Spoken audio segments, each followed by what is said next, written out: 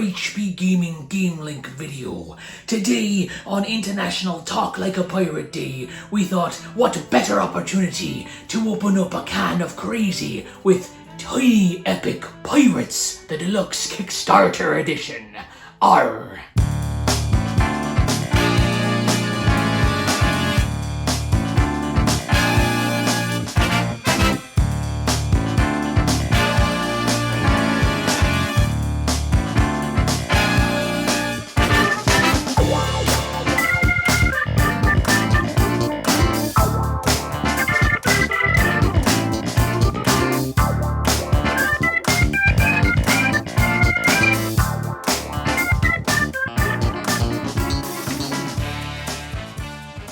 Hello, welcome back. If you don't know me by now, and you should, my name be Matt, and I'm here today to unbox the Gamelyn Games Scott Almes Classic Tiny Epic Pirates Deluxe Kickstarter Edition. But in addition, we got a few extra surprises in store for ye as well. We're pretty excited to get down to the table and show you what is all inside this here little box. So by all means, come on over, come on down, and we'll show ye what it's all about. Alright folks, there it is, the Tiny Epic Pirates box. This is a game of high seas adventure by Scott Almes, the legend that is Scott Almes. And of course this is the Deluxe Kickstarter edition. As I said at the outset, there are a few extra surprises in store. So we'll take the plastic off, chuck it on the floor and get on in. Now if you've ever experienced Tiny Epic games before, plastic on the floor, you'll know that they are a tiny box, but there is always a lot contained herein. The art on this one is fantastic. Look, I'm really pumped and excited to see how this goes. So we're just going to lift the lid and get right into it. The print on the box, that little foil element, is pretty wicked. I do like that a lot. And true to form, a lot of the times these ones have the inside of the box decorated as well. And this is no exception, oh my goodness. The Tiny Epic Dinosaurs one had this sort of dinosaur scenic art, a bit of a dino attack. This one is a full-on ship seafaring battle of epic proportions. That is fantastic. I love that. That's brilliant. I'm just going to leave that, we'll flip over. Let's put the box back in there so we know what it is we're talking about. And then we've got what looks like the Pirate's Code. Now these be more guidelines than rules. So this is an instructional video. You can scan the QR code to learn how to play, or just go to watch it play. They've done a great one as well. All the different components that make up this game. See, this is the thing. That tiny box has all this in it, which is absolutely fantastic. They always spare no expense in trying to cram in as much game as they possibly can. Setup, map layout, different actions you can use, getting jostled for position. There's a ton of stuff in here. A fair bit of reading. Again, a lot of game in a little box, but at the same time, it's usually quite easy to have a crack and to understand. So once you've had a bit of a look and had a playthrough, or at least had a couple of turns, I often find with these, the best way to learn is just by jumping in and playing. So we've got a few bits and pieces here. Now this is a little Crimson Silver mini expansion, which we'll come to later. And then we've got all of the components here. So these ones are little search tokens and chits for the pirate wheels. So they have little telescopes on them because you place them on the map as a secret. You don't know what they are. And there'll be, different move tokens or gold or up your level of piracy, that sort of stuff. And these wedges here, I'll try and get one of those out. You have a rondelle wheel control system, and you use these, if I can get that focus for you, there we go, to basically instruct you or instruct your crewmates what to do, bribery, that sort of stuff. All sorts of piratey things that we know and love. And one good thing we know about the Tiny Epic games, they always come packed chock full of meeples. Meeples and tokens and everything else. So you can see here, there's actually a larger, is a captain meeple in a yellow color, and there's a small little worker. And he's got a little pirate bandana as well. Let's take a couple out so we can have a look. I think they've already been split into baggies. There's some treasure and legendary pirate tokens we'll have a look at as well. My goodness. So many components, and we're not even at the good stuff yet. I love that. Let's get a few of these bad boys out of here. So these are the little pirate dudes, pirate meeples. You can see the little bandanas on them there, which is just awesome. They are incredibly tiny and incredibly detailed for something so small. I love that. Very cool. And then if I have a look in here, can I find... Where's Mr. Blue? Let's get Mr. Blue out without dropping everything else on the floor. So this is the captain. So if I put them side by side, let's get the yellow one back out here. So you can see there the difference in size. Now again, they're tiny. My crazy, crazy fingers. I mean, they're smaller than my fingernail, which is saying a lot because my fingernails are so bad. But that's, yeah, the sort of quality we get with Tiny Epic Games. And those meeples are in 4 colours. Black, red, yellow, and blue. All the different bearded pirates, Yellowbeard, Blackbeard, Redbeard, etc. And then we get some treasure tokens, I guess, to help you, because I think the goal of the game is to be the first to bury your treasure first. And if you bury 3 treasures, then you win the game, which is very cool. So there's a locked and unlocked side. There's a one with a lock on it, one that's open, so it looks like you might be able to pillage your own opponent's treasure. And then we've got these legendary pirate markers with the blood splat on one side, and then a clean side as well. Look, he's so happy. He's so happy to be here. And then, bleh.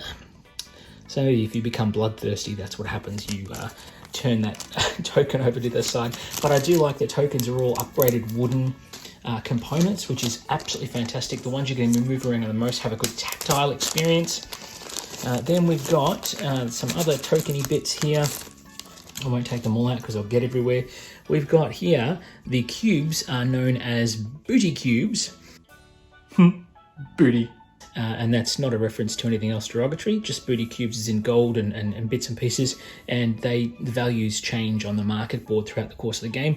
And then you've got these little surefire cannon tokens as well, and they're actually little, actually proper hand-cut meeples with screen printing on them, which is bloody fantastic. They look really cute, and again, epically tiny. I think there's more stuff in here than there was in Tiny Epic Dinosaurs, and that had a ton of stuff in it.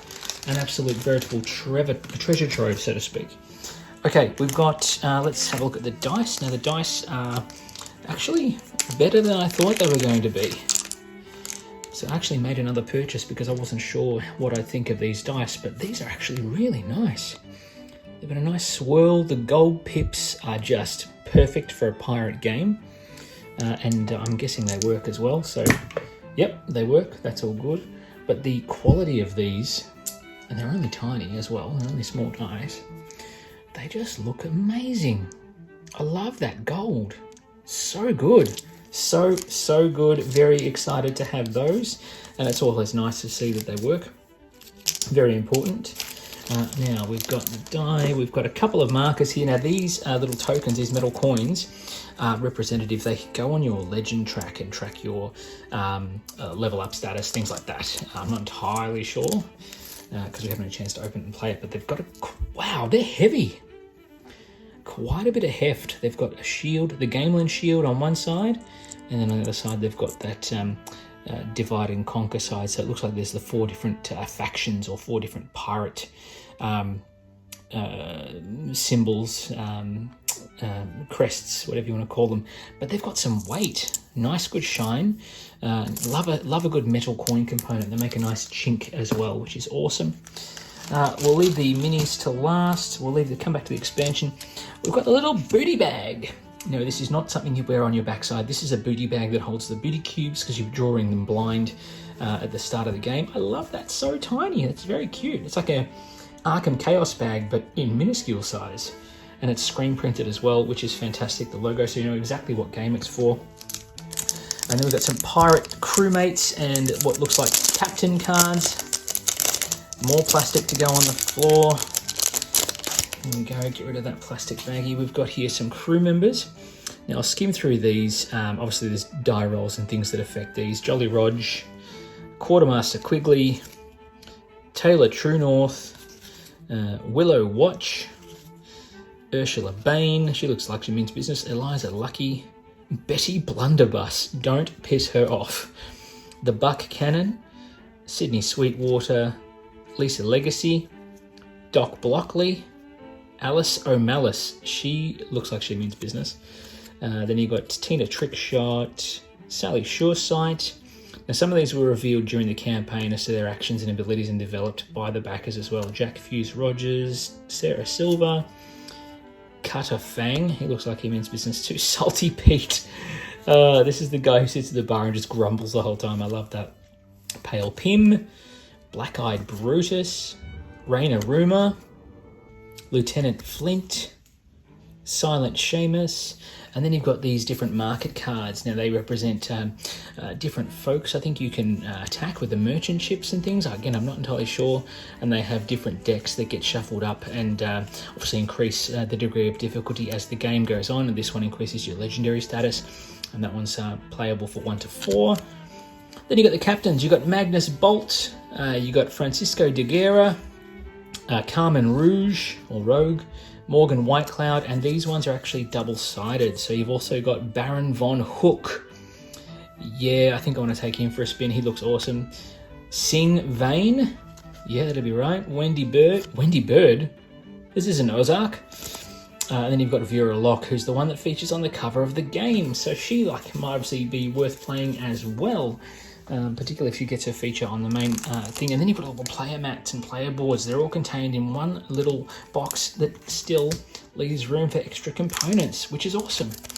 Now that's one thing I sort of miss, is that there's no artwork on the bottom of the box. Now Tiny Epic Galaxies, the bottom of the box had like a galaxy thing. It was for a roll map, and the lid had like a player reference marker on the inside of the lid.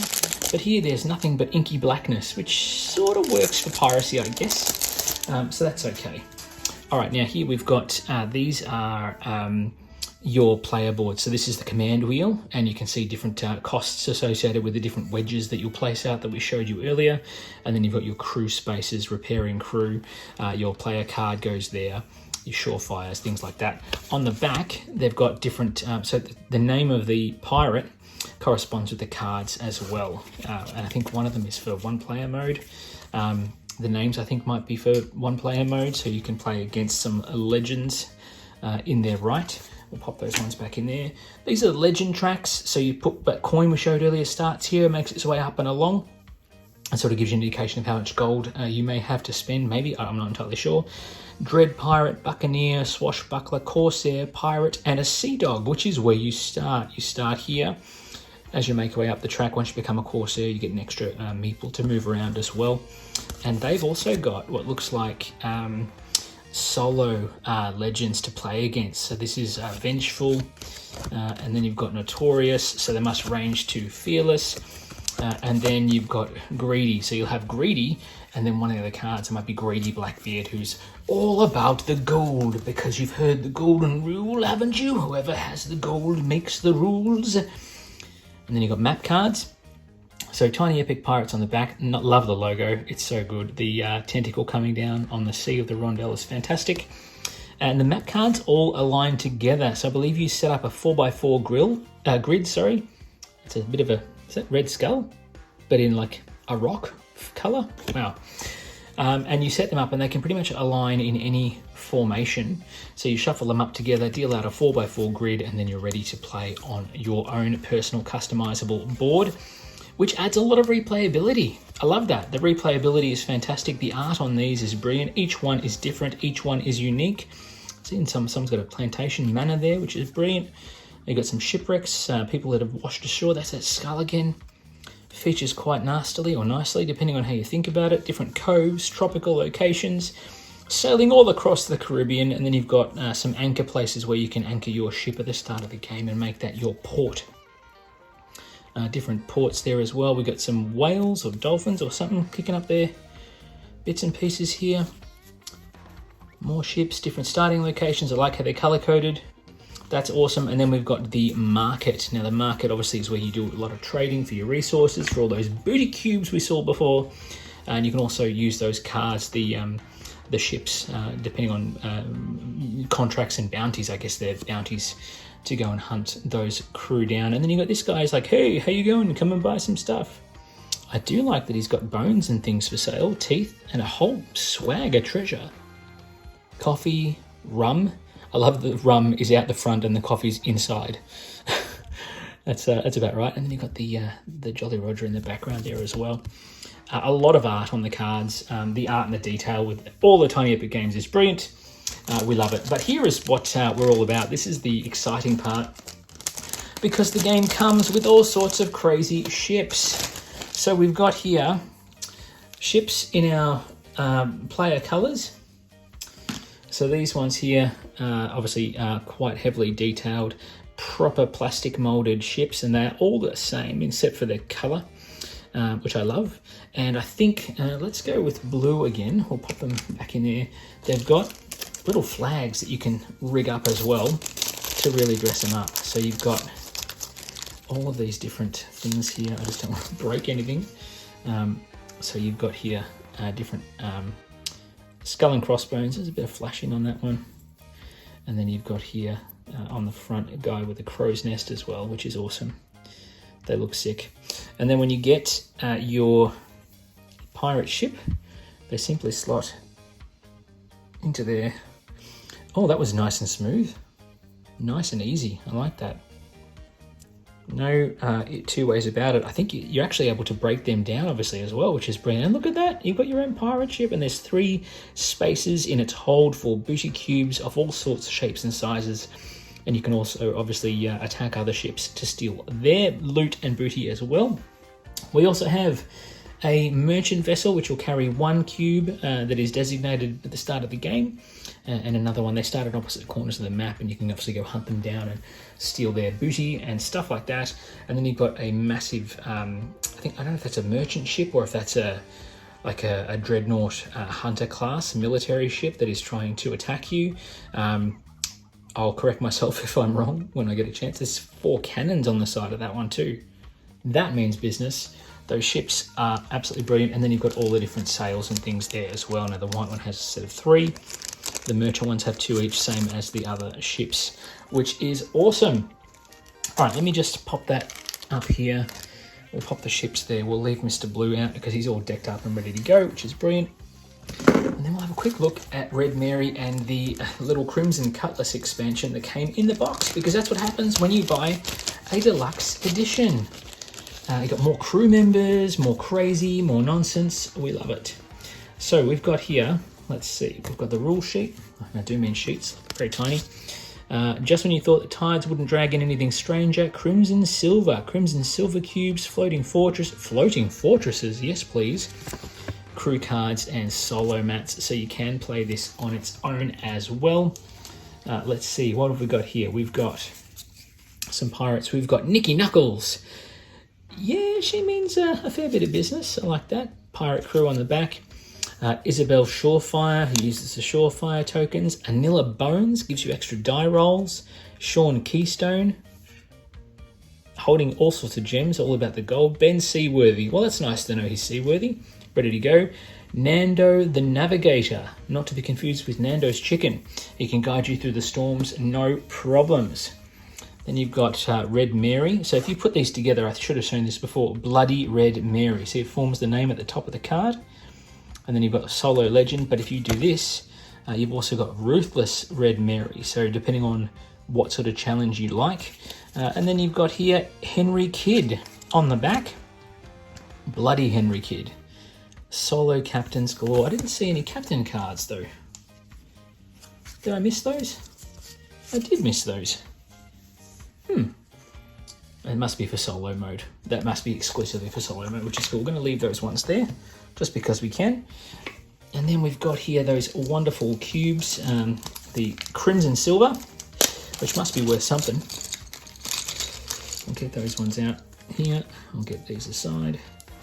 The cubes are just straightforward cubes, same as the beauty cubes we saw before, which is fine. Nice heft to them, which is great. We'll put those ones back in a baggie so that we don't lose any of the bits. And then we've got here the fortress markers, the floating fortress, the flotillas, for lack of a better term.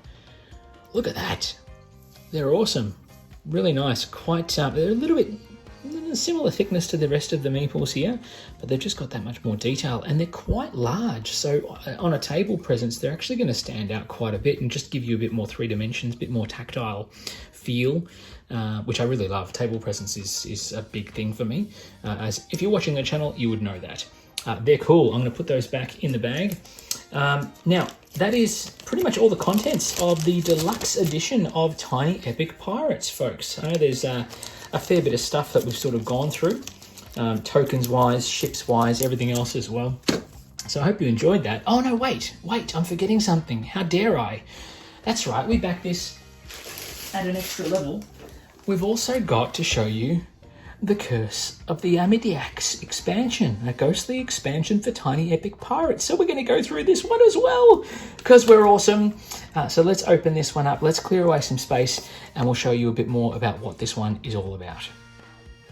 And there it is, the expansion, Curse of the Amediac, which is not a standalone. So sometimes you get these boxes, you can run them on their own, but this is similar to Beyond the Black for Tiny Epic Galaxies. This is not a standalone, but it does have a lot of crazy stuff. Again, that foil on the cover, which is just awesome. The ghostly pirates and things. There's some sort of demonic head in the background, and a ghost version of one of the pirates we saw earlier.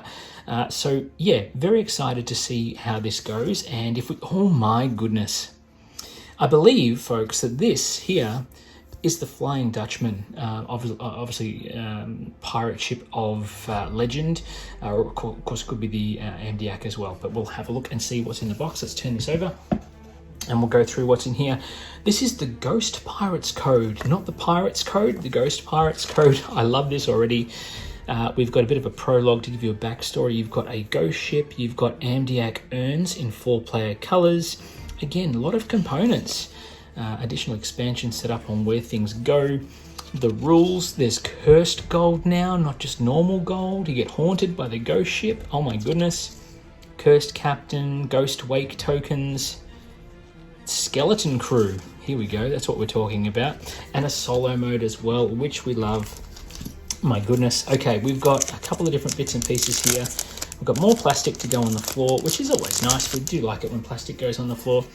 So we've got here Ghost Crew. This is Captain Magnus Bolt, and on the reverse is Captain Vera Locke. So these are ghost versions of all the pirates we saw earlier.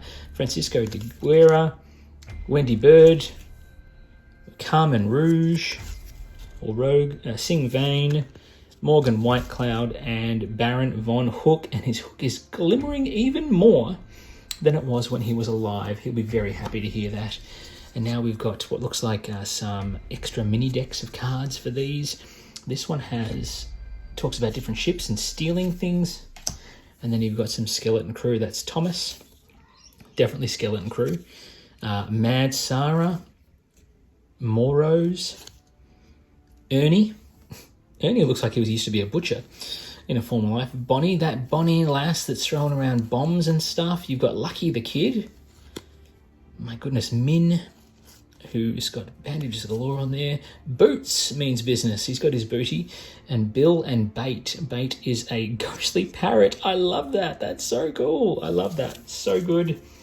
Look, I'm excited. I don't know. Obviously, I'll learn the game with the base rules first. But there's something to be said for this little expansion, which obviously is little in size, but big in stature. And you've got ghostly cubes, ghostly treasures. Also, you know, the yellow disease from Pandemic, but that's okay. We won't confuse the two. I like the idea of taking out your ship and then getting haunted by the ghost ship, but also trying to plunder its riches as well. Now, these are the Amediac cursed urns, I believe. There's one in each player, so obviously I don't know whether these are good or bad to have. Let's have a look and see.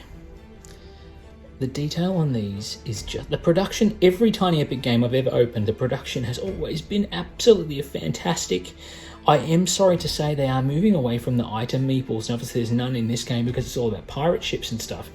But with Tiny Epic Dungeons, they're actually putting in minis in the actual box. I don't know how that's going to work, whether the box is going to be larger or whether the minis will be more mini than mini. But it's a step away from what they're used to doing. I mean, the item meeples was great because you could always equip them with plastic weaponry and stuff, and tiny epic defenders, things like that. It was great. Even tiny epic mechs, which you can have a look at on the channel, should be up in the corner there. That was fantastic because it had, the mini mechs that you could put your meeples into. You could equip them with weapons and then equip the mechs with weapons, and then have the mega mech, which was just huge, even though it was a tiny epic thing. Oh, we've got some punch outs as well, which is fantastic. Now these look like they're more player cards, map cards, other bits and pieces as well. I do like the fact there is a separate box because there's no way you get all this together. We've got the Amdiak, the Ghost Pirate, and then we've got Rogue O'Malley, the Devious Rogue O'Malley, and the Ghost Pirate Amdiak. And you've got the different presence of the green wheel, different abilities, things like that. I love that. It's brilliant. It's so good. And then you've got the same back map tiles, and there's 4 new map tiles, but they are cursed locations. So you've got things like treasure being dug up here, storms, black clouds, sunken vessels, more sunken vessels, more treasure. There's that skull again, but he looks much more menacing now. Skeleton crew, and there's some sort of kraken in the water. We don't really want to run into that, but is that someone digging there? No, there's a little what looks like a little shovel. Someone's dug up someone else's treasure. And there's a kraken and the sunken treasure, and spend 2 cubes to gain your cursed urn. So maybe it is something you want. Maybe it's worth points at the end of the game, but there must be a risk with carrying it as well. Tokens here, all little ghost ship markers, and they represent what looks like gold or skeleton crew or some sort of craziness. And they are your standard chipboard, but in I don't know. There's a nice quality. They make a good noise. These little chits. And the good thing is, with all those extra baggies we've got, we'll be able to fit these in nice and easily into the token bag. So you can see. I mean, nothing really to write home about with the chits, but at the same time, the artwork is always fantastic with these ones. So it's really, really good. We're going to pop that in there. We're going to pop all this back in here, and then we're going to have a look at the Amdiak herself, the beautiful, beautiful sailing vessel. Well, it was once beautiful, now it's a bit decrepit and all the rest of it because, ghost ship. Let's have a look here. We've got, first of all, the detail on the hull. Look at that. That's what we saw at the front. That's the all lit up by lanterns and things. The thing I said was the Flying Dutchman, which obviously is not. It's the Amdiak. But we've got all portholes here, cannons, lined guns, akimbo, ready for absolute chaos, destruction, and mayhem. And then we've got our crazy flags. Sorry, not flags. Masts, I should say. This ship looks like it can take 4 different booty cubes or ghostly cubes, which means business. And there she is, all set and ready to go. We've got some flashing. I like the translucency of the plastic a little bit as well with the flags. Being, ghostly and such. That's epic. I love that. That's very, very cool. And if you saw that coming across the board in your direction, sent to you by another player, you would be a bit concerned, I would imagine. That's going to have a nice, nasty presence on the table. Looks absolutely brilliant. I'm going to take those ones out so we don't crush them when we put them all back in the bag. And that's the contents of this one. That's the contents of the Curse of the Amdiak, the expansion to Tiny Epic Pirates, which is very exciting to see. The rulebook in there, all the extra tokens and things as well. Nice and easy, always room for a bit extra as well. And that's all we have time for. That's it. Oh no, wait, there is something else. I forgot. There is something else that we've got as well. So we've got a couple of extra things here for you. Nothing too crazy, except we've got a bag of metal coins. So these are 52 metal coins, which are basically the same, I would imagine, than what we saw in the base game, except there's a whole heap of them, so you can use them to collect your gold. If you're awarded gold by any sort of action, you can actually physically take the gold. Oh, sounds so good. Look at it. Look at that shine. Oh, I just love it. I feel like I'm in the Goonies when they're on the pirate ship collecting all the doubloons. So good, and they make such a good noise. So good, except now I've got to pick all that up, but I'll do that later. The coins look fantastic. Again, they have that same Gamelyn Games symbol, and then the 4 factions or the 4 different pirates on there, which is just great. There is one final thing that we have for you that I'm very excited to show you, only because I got them because I'm absolutely fanboying about piracy. I love piracy. Not that piracy is a good thing, I don't condone piracy, but at the same time, as a theme for a game, bloody brilliant. We have, let me put it this way, I'll show you the thing first. We have some skull-shaped dice, 3 dice to use in place of the dice in the base game. And these are absolutely brilliant. They've got skulls on them, they've got all sorts of bells and whistles. Let's bring one up here. Let's just bring them all up and show you what this is all about. So these skull dice, you may not be able to see it in detail here, but they've got skulls on the side. They're made, the 2 pip here is the eye sockets, and there's obviously a mouth, a jaw on the bottom. They've got skulls on the actual outside corner of the die as well. If I find the 1 pip, there's the jawline and a cracked bone on the skull as well. So these are actually markings of an actual skull. So the 2 pip is the front, the side with the ears and everything else of the jowls, and then the back of the skull, and they're flecked and molded. And then obviously you have that gold sheen on them as well. They just look absolutely fantastic. I am absolutely pumped with these. They look so good, and of course they work. They're bigger than the other dice as well, so they have quite a great presence. Let's find, where is he? Where's the 2? There we go. Look at that. Look at these crazy guys. Oh my gosh. I'm just going to always want to make sure we roll 2. They look like they're still pretty balanced, even though there is a little bit extra weight here. That I think they obviously would have tested that when they made them. But, oh my goodness, that looks amazing. On that note, folks, that is it. That is literally everything that we've got for you for Tiny Epic Pirates. I'm going to come back out, talk about what we think about it, final thoughts, and tell you what's coming up soon on HB Gaming. Arr, that be all there be inside the Tiny Epic Pirates Deluxe Kickstarter edition, along with the Curse of the Amdiac and the Crimson Silver mini expansion, along with all those gold doubloons and those beautiful skull dice. If you've played Tiny Epic Pirates, by all means pop your thoughts in the comments below. Let us know which is your favourite pirate and how you fared along those crazy seas. If you like, you can always join our Patreon to make sure you get all of the content, early access, exclusive awards for our members, including a wonderful D&D campaign that we'll be launching very soon. And upon that, if you want to reach out, send out a messenger gold to this address, orders@hbgaming.com.au, and we'll be able to get in touch and play some crazy games. And you can always check out the store, hbgaming.com.au, to get your game on and get all that wonderful crazy booty. We'll see you back at the table very soon for more crazy gaming antics, but until then, ahar!